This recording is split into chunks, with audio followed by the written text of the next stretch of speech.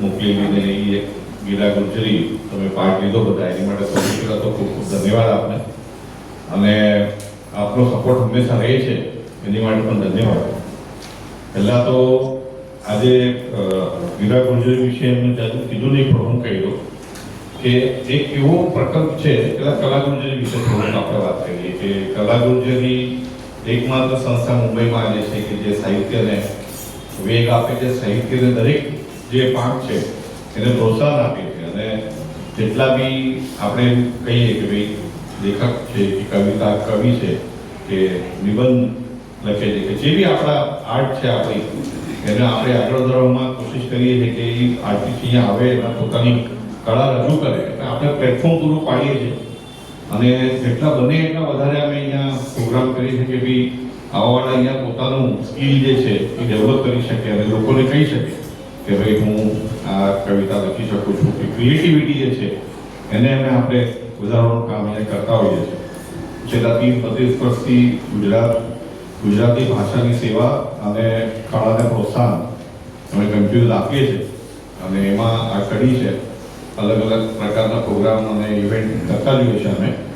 એટલે નિબંધના હોય, કવિતાના હોય, કે એકાંકી હોય, એકોક્તિ હોય, કે પછી આવતા વીકે જે કરવાના છે અમારા આપણા એનઆરઆઈ સાહિત્યકારો છે અહીંયા આવતા હોય છે, એમનો એક્સપિરિયન્સ.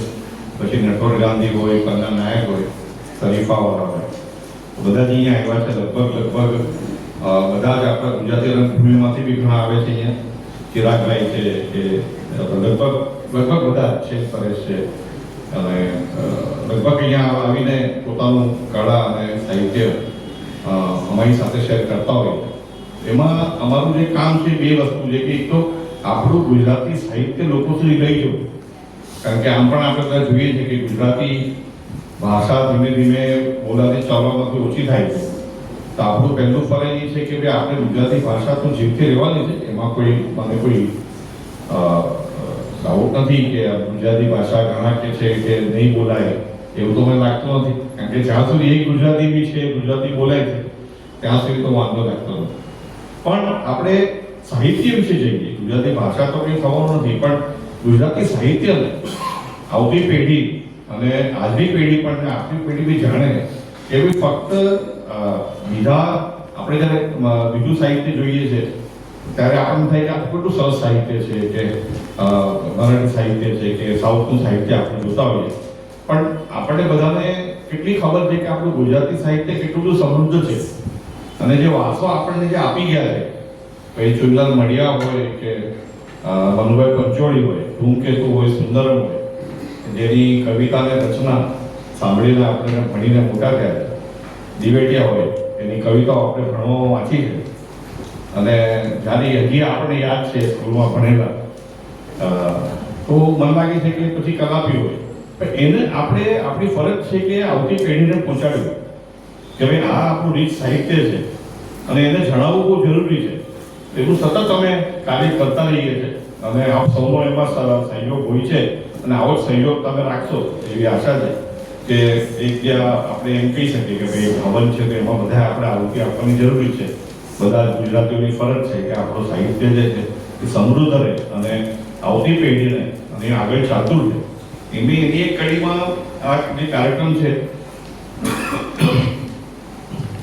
ગીરા ગુરજી પારિતોષક, આમ તો અમે 2 વર્ષે કરતા હોઈએ છીએ, પણ ગોપાલભાઈ અમારા એના કમિટી ચેરમેન છે, તે આ ઇવેન્ટના તમે કહી શકો. મેં આપણે દર વર્ષે કરીએ, કારણ કે કામ ઘણું બધું હોય છે એમાં. કારણ કે આખા ગુજરાતમાંથી, મહારાષ્ટ્રમાંથી, ગમે ત્યાંથી અમે જે કેટેગરી રાખી છે, નવલકથા, નિબંધ, નવલિકા, કવિતા, અનુવાદ, બાળ સાહિત્ય અને નાટક, બીજાની એક તો પહેલાં એની કેટેગરી રાખવી, એમાંથી બધાને એની કૃતિઓ મંગાવવી, અને એને જજ કરવાના આવે છે કે એટલા સિદ્ધસ્થ હોવા જોઈએ. તમે જે કૃતિઓ મોકલો એ અમારા કંઈ ગોપાલભાઈ અમે લોકો ચેક નથી કરતા, એમને બી મોકલવી પડતી હોય છે કે જે એ ક્ષેત્રમાં આગળ વધેલા કોઈ આપણે એક્ઝામ્પલ આપણે કહીએ કે એને આપણે આપતા હોય કે તમે આને મૂળો કેવી રીતે છે, એની પરથી એક એન્કરેજ કરવા માટે નંબર જગ્યાએ આપણે નંબર તો ઠીક છે, આપણે 1, 2, 3 આપતા હોઈએ છીએ, અને આપવા જોઈએ, એમાં કોઈ ના નથી. તો તો એ આપણે દર વખતે કામ ઘણું બહુ હોય છે એટલે 2 વર્ષે કરીએ છીએ, પણ મારા ખ્યાલથી મેં કીધું કે આપણે વર્ષે કે થોડું આપણે બધા મહેનત સાથે કરશું. અને નવું બી એમ કીધું વાત નહીં કે ભાઈ કમસે કમ આપણે મોટિવેશન કરવા માટે આપણે જે વિજેતા છે એને ખાલી એમ કહી દઈએ કે વિજેતા છો તમે, થોડું સરપ્રાઈઝ એલિમેન્ટ રાખીએ કે ભાઈ પહેલા છો, બીજા છો, ત્રીજા છો એ નહીં કહીએ, પણ તમે વિજેતા છો એમ કહીએ તો કમસે કમ તમે આવો. કારણ કે ઘણી વસ્તુ બનતું છે આજકાલ બધાને ઇન્સેન્ટિવ મોટિવેશન જોતું હોય, એટલે તમે ના આવો અને તમે વિજેતા હો તો એનો કંઈ મતલબ રહેતો નથી. અમે આટલી જો મહેનત કરતા હોઈએ અને ખાસ તો ગોપાલભાઈ અને મેઘાબેન આટલી જો મહેનત કરતા હોય બધા અમારા બધા સભ્યો બી કમિટી મેમ્બર, અને જો એનો પ્રતિભાવ ના મળે તો એનો કોઈ મતલબ નથી. તો આજે સારું છે મારા ખ્યાલથી ગોપાલભાઈ 12-13-15 જણા વિજેતાઓ 13 વિજેતાઓ અહીંયા આવ્યા છે અને એને આપણે મળશું છે વાત કરશું. અમુક લોકો નથી આવી શક્યા એટલે ઓકે. સો એટલે આજે 83 બુક 83 આવી ગોપાલભાઈ 83 કૃતિઓ આવી ટોટલ 6-7 કેટેગરીમાં. તમે વિચારો કેટલું ભગીરથ કામ આપણે અહીંયા થાય છે. અને ખાસ ગોપાલભાઈ માટે ખાસ તમારે લાગે છે તાળીઓ પાડવી જોઈએ. અમારો સપોર્ટ તો છે પણ એક ઇનિશિયેટિવ લઈને જે બારીકાઈથી જે કામ કરે છે ઇઝ નોટ ઇઝી. 6-7 કેટેગરીમાં આટલા પુસ્તકો મંગાવવા, અહીંયા આવવા, એને વાંચવા અને એને ક્યાં મોકલવા, ત્યાંથી બી રોજ ફોલોઅપ કરીને નિર્ણાયક પાસે ટાઈમસર પુસ્તક પાછા મંગાવવા અને એમાંથી તમારું રિઝલ્ટ આપો. એટલે તમે જુઓ કેટલું 1.5-2 મહિનાની આખી પ્રક્રિયા હોય છે, પણ ગોપાલભાઈ કન્ટિન્યુઅસલી મેટિક્યુલસલી કામ કરે છે. એમાં અમારા મેમ્બરનો સપોર્ટ તો છે જ, કમિટી મેમ્બર, પણ ખાસ તો વિવેકભાઈ રાજ, જેના આજે એમના હાજર નથી, એમના કોઈ કારણસર દર વખતે હોય છે, પૂર્ણ સપોર્ટ હોય છે હંમેશા. અને સાહિત્યમાં ઘણો એ ભાગ લે છે અને હંમેશા એમ કહે છે કે તમે એને હિંમત આપી કે વર્ષે કરો, આઈ એમ ધેર. તમને કઈ બી અગવડ પડશે, કઈ બી તમને વધારે રિસોર્સની જરૂર પડશે તો, કારણ કે રિસોર્સ વગર તો કોઈ કામ થતું નથી, તો હું છું. એટલે અમને બી હિંમત વધી કે ઠીક છે તમારી, તો તમે બી હિંમત કરશો, દર વર્ષે કરશો. તો નિર્ણય લીધો કે દર વર્ષે કરવું આપણે થોડા લક્ઝરી. અને એમાંથી શું થાય છે કે દર 2 વર્ષ કરતા વર્ષમાં જેટલી બી કૃતિઓ આવી, પહેલા તો એવી કૃતિઓના જે લેખક છે કે કવિઓ છે એને બી આપણે માન આપવાનું વાત થઈ ગઈ કે એને બી આપણે બિરદાવીએ છીએ, એ અહીંયા આવશે એટલે એમનું બી એક પ્લેટફોર્મ મળે છે કે ભાઈ આ પ્લેટફોર્મથી એ બી જ્યાં ભલે મુંબઈમાં હોય કે બહાર હોય એ બી કહી શકે કે ભાઈ અમે અહીંયા આગળ આપણે ઇનામ મળ્યું ને અમે બી કહી શકશું કે ભાઈ અમારે ત્યાં આવેલા અને આ કૃતિનું આવતા આપણે બહુમાન કરીએ છીએ.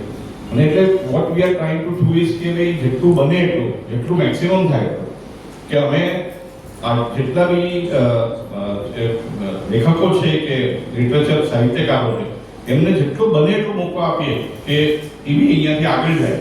અને આજે લગભગ નંબર તો હવે લાંબુ થશે પણ લગભગ ગુજરાતી સાહિત્યમાં અને ગુજરાતી ફિલ્મ ઇન્ડસ્ટ્રીમાં અને આપણું સાહિત્યમાં જેટલા બી આજે મોટા નામ છે એમાંથી લગભગ અડધા કલાકૃતિને આજે યાદ કરે છે અને એ કાયમ અહીંયા આવતા હોય છે.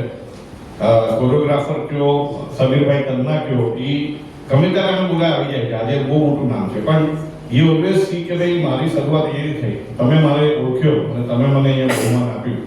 તો એવું જ અમે જોવા માંગીએ છીએ કે અહીંયા જે આજે આવેલા છે એ ફક્ત મહારાષ્ટ્રમાં નહીં, આખા ગુજરાતમાં નહીં, આખા ભારતભરમાં આપણું નામ થાય. અને આઈ થિંક એ તમે આગળ વધશો તો કલાકૃતિની તપસ્યા છે એ મારા ખ્યાલથી પૂરી થશે. તો આપ સૌને ખૂબ બેસ્ટ ઓફ લક. અને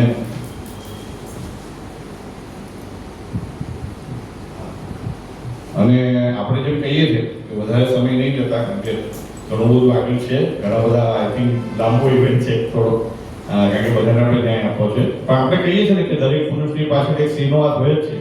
તો ગોપાલભાઈની પાછળ જેનો હાથ છે મેઘાબેન, ક્યાં ગયા?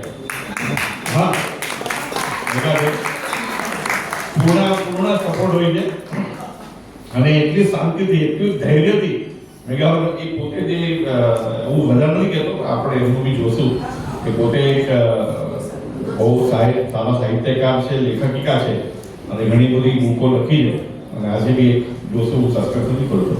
તો ગોપાલભાઈ અને મેઘાબેનની આપણે જોડી, મને કહે આ જે ગીતા ગુર્જરી છે એનું બધું શ્રેય એમને જાય છે. અમે તો પાછળ હોઈએ છીએ. તો ખૂબ ખૂબ ધન્યવાદ અને આગળ વાત કરતા થેન્ક યુ.